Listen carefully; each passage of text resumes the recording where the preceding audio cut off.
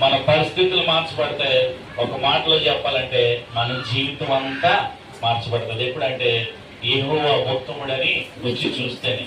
లోకం యొక్క పోకడ మనం చూస్తే వారు ఎవరిని రుచి చూడలేదంటే యెహోవాని రుచి చూడలేదు. లేదా మన ప్రభువు అయిన యేసుక్రీస్తుని రుచి చూడకుండా లోకంలో ఉన్న వాటన్నిటిని రుచి చూస్తున్నారు. ఏంటంటే పాపాన్ని రుచి చూస్తున్నారు, దేవునికి విరోధమైన వాటిని రుచి చూస్తున్నారు, లోక సంబంధమైన వాటిని రుచి చూస్తున్నారు. దేవుని యొక్క వాక్యం ఏది వద్దని చెప్తుందో దానిని అది వారు రుచి చూస్తున్నారు. వారు వాటిని రుచి చూడటం వల్ల ఏ రుచిని కోల్పోతున్నారంటే యెహోవా యొక్క గొప్ప రుచిని వారి జీవితాల్లో వారు కోల్పోతున్నారు. కానీ గొప్ప సంతోషకరమైన వార్త ఏంటంటే ఆయన ఉత్తముడు అని రుచి చూసి తెలుసుకున్న జనులు ఎవరైనా వాక్యం చెప్తుందంటే ధన్యులు. ఆయన ఉత్తముడని రుచి చూసి తెలుసుకున్న జనులు ఎవరంటే నీతిమంతులు. ఆయన ఉత్తముడని రుచి చూసి తెలుసుకున్న జనులు ఎవరంటే ఆయన కుటుంబంలో చేర్చబడిన వారు. నీవు నేను ఆయన రుచిని ఒకప్పుడు చూసాం.